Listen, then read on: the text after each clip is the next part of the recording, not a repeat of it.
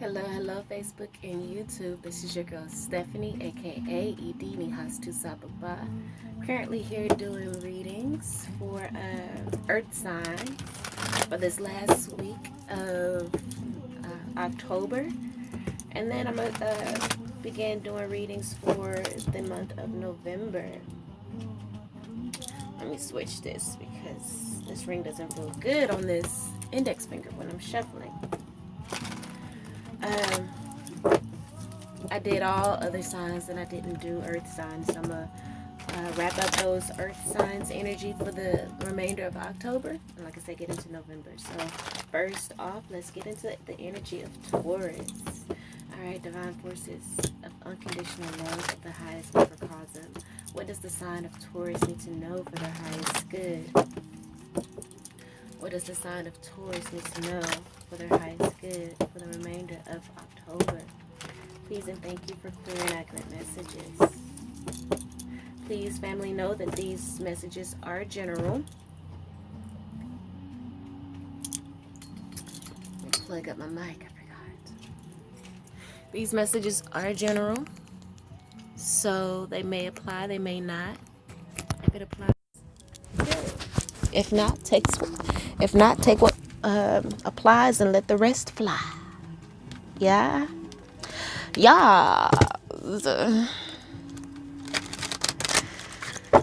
Alright. Divine forces of unconditional love, light, peace, wealth, health, prosperity, and all things good and positive. What does the sign of Taurus need to know? What does their highest self wants them to know at this time? It does look as though that you guys may be ascending. You're completing a cycle, a phase, and you're getting more stable and comfortable within your own skin, you know. So let's see what's popping. So we have the Hangman, a delay, a need to look at things from a different perspective, you know, and that's perhaps why, sorry. I make this like beet powder juice with a whole bunch of different powders with cranberry juice, and sometimes it be leaving like little marks, little dots on my mouth. Should have checked that before I got on camera, huh? Look at that, Queen of Wands. Then I say you guys are, you know, tapping into your power and getting more comfortable within your own skin. And the Queen of Wands is all about, you know, taking matters into your own hands, you know, and making shit happen, having that confidence, you know, in tune with your highest self, you know, because that cat can represent your highest self, your intuition, right? That's like Bastet, the Egyptian goddess. The Eight of Swords just came out. So yeah, taking matters into your own hands and releasing yourself from this self-imposed anxiety. And you're ascending, you know, to the next level. You're no longer remaining stagnant. And that's going to bring justice into your life. How so? How is it? You know, it's going to bring justice into every area of your life. You know, relationships. It's going to help you to not be so defensive, because the Seven of Wands came out in reverse. You know, maybe you've been in a really defensive type energy, feeling like you always have to be on top, or that you can never be wrong about anything, or just always having to be in complete control. But Spirit is saying, you know, we're walking away from that constant energy of defense and having to control, or, you know, having to put forth a certain image, and you're just taking a leap of faith and going with the flow, you know, not worried about if you look like a fool, you know, because you're just living your life. And that's where you're going to have victory, you know, where you're going to be able to truly experience, you know, life and joy, you know, with the innocence of a child. You know, with the page is the energy of like, a childlike energy. So just having that innocence and that wonder and that awe and that creativity, not afraid to try this and look stupid, like I said, with the fool card. Not afraid to make a fool of yourself because you're just living your life. You got to try different things and see what makes you happy. You can't be afraid to look like a fool sometimes. So let's clarify the main energy out here, clarifying the hangman. It's the 10 of Wands. Yes, you're releasing those burdens, releasing that burden of trying to live up to other people's standards, or even the standards that you set for yourself that was just the most, that was unobtainable for anyone. You may even have a set view in your mind as to who you're going to be with, just that streamline, like what you want out of life. It's about releasing that, and just being open to the flow of life. With the Knight of Wands, clarifying the Queen of Wands, taking matters into your own hands and moving in that energy of confidence. Clarifying the 8 of Swords, we have the Emperor, It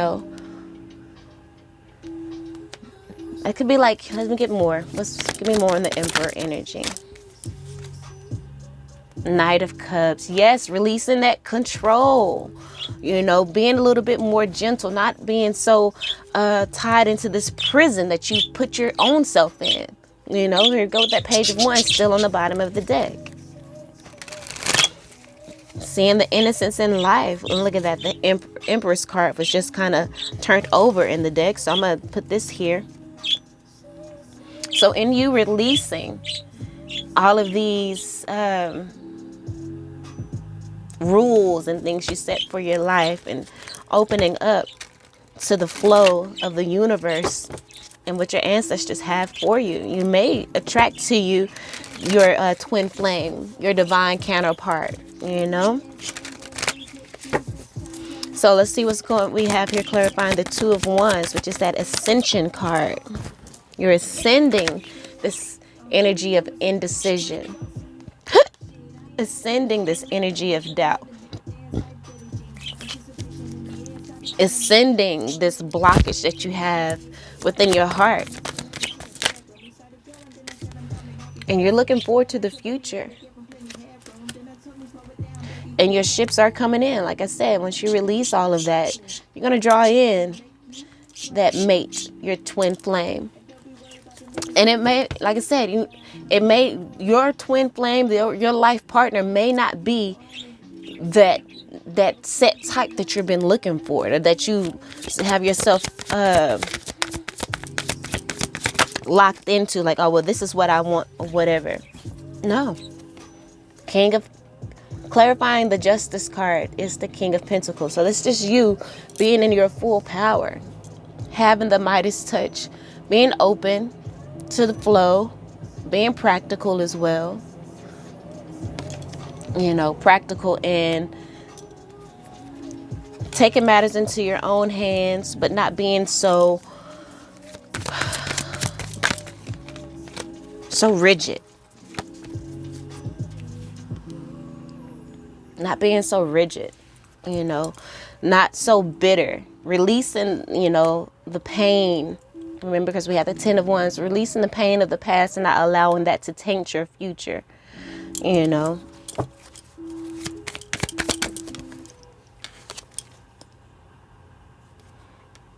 Yeah, because the 7 of Wands we have here, that defensive energy, always having to, feel like you have to fight and prove a point. You're releasing that, or it's time to release that, and to operate more out of the energy of unconditional love for yourself. Forgive yourself for the mistakes that you've made in the past. 9 of Swords, right? Forgive yourself for those mistakes that you may have made in the past. Walk away. And know that you deserve love. Ace of Cups lovers, you know. Know that you deserve love. And just be open to how that comes in.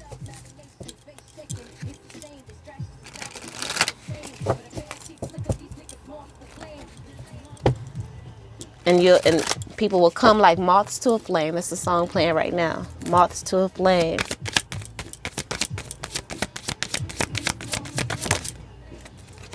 Yes, star card.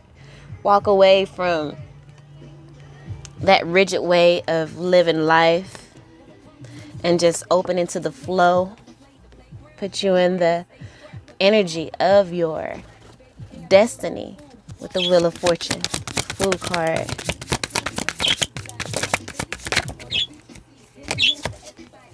Yes. Jump head first into this healing, into this light-hearted energy, you know, and this childlike energy. Don't take life so seriously.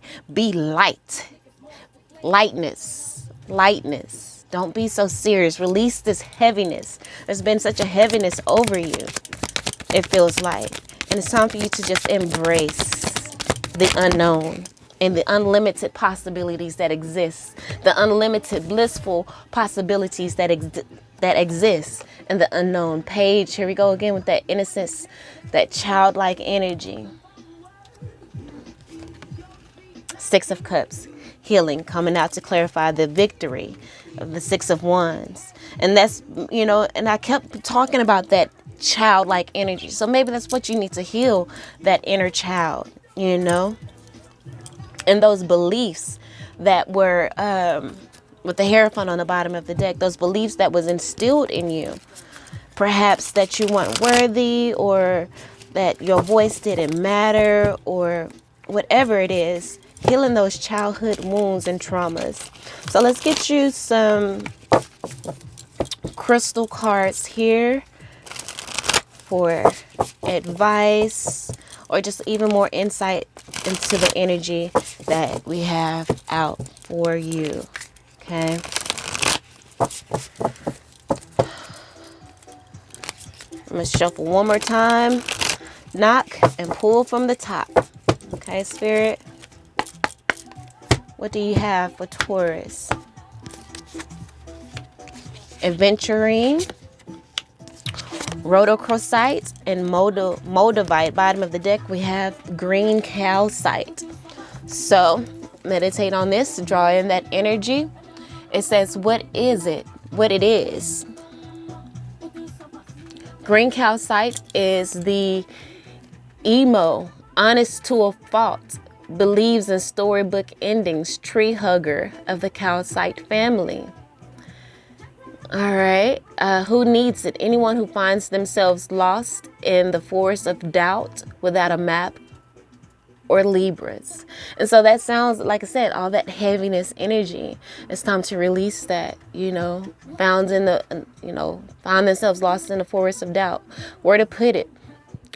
Excuse me, against your chest when making important decisions regarding how you want to spend the finite, precious time you have on earth. Exactly. Then what I was speaking about, being light, you know, and embracing that awe and wonder and innocence of childhood, and not being worried about looking like a fool when you chase your dreams or things that you want to pursue, things that make your heart flutter and make you excited, you know. It says when to use it. When your heart is asking for something, but you aren't listening. Okay. The heart wants what it wants. The mind wants what it thinks the heart should want. Call on the energy of green calcite to nudge that push and pull in the heart's favor. Live out your heart's desire. Live out your heart's desire. Okay, so release the burden of heaviness and ascend. So your next stone is aventurine. Not surprised that you got a lot of green, with you being earth signs. Shimmering aventurine. The good luck stone is a translucent green quartz containing particles that create a glittery effect called, appropriately, adventure sense. Its heart-centered, happy-go-lucky vibes are a reminder that life on Earth experiment is supposed to be fun. Remember, I kept bringing up that childlike fun, like awe and wonder, creativity, not afraid to look like a fool energy, right? It says, who needs it? Melancholic inhabitants of ruts and funk. Anybody with a side hustle. Remember again that burden, stagnant energy that started out your reading. It's time to release that and be light, embrace lightness. Where to put it? In your pocket on poker night. Whenever you encounter people, places, and things hell-bent to bring you down to gutter level. When to use it? When you find yourself in a crisis of confidence and it's time to wake up, clean up, and re-up your shine. Show off your sparkle. Remember, we had the Queen of Wands energy, and that's basically clarified with the Knight of Wands. So that's basically what this speaks about. The Queen of Wands is all about that confidence energy, taking matters into your own hands, being creative and making shit happen and moving. So like when you find yourself in a crisis of confidence and it's time to wake up, clean up, and re-up your shine. That Knight of Wands is you taking that action to re-up, clean up, and re-up your shine.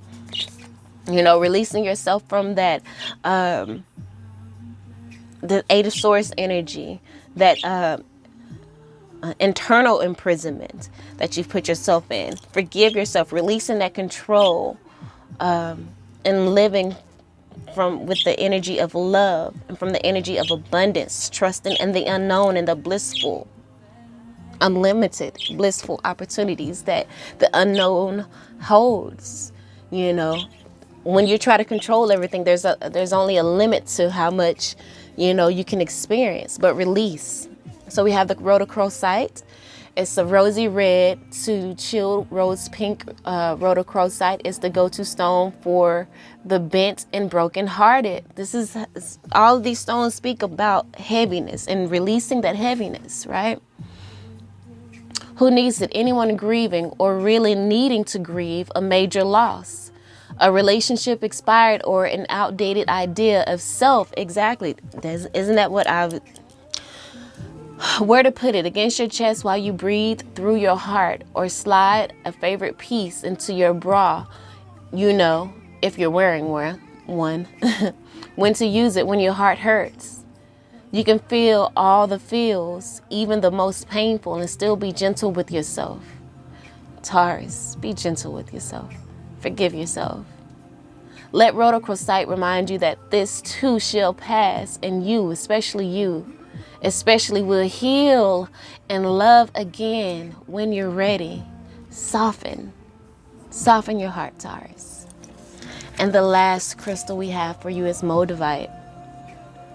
Moldavite is a glassy pale to dark green. Here we go with another green stone. Tektite formed by a meteorite impact around 15 million years ago in what is now Germany. It's trippy as fuck, and it's expensive.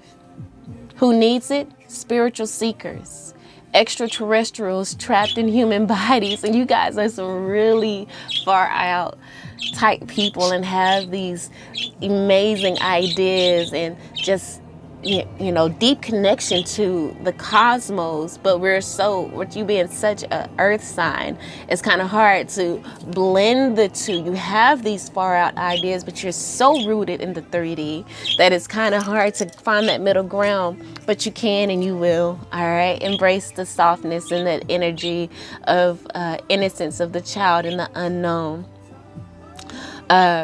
Who needs it? It says ayahuasca enthusiasts and Aquarians. Where to put it? In the middle of your forehead during meditation, altars, or alien landing sites. When to use it? When you feel too grounded or disconnected from spirit. And I just kind of was just saying that. Moldavite is all about operating at a higher frequency. When you're looking for more wow and whoa in your life, on the meditation cushion and beyond, explode your perceptions with Moldavite. Transform your life on earth. Beautiful, beautiful energy. I hope that helped in some way, shape, form, or fashion, Tauruses. I love you all, and until next time, peace.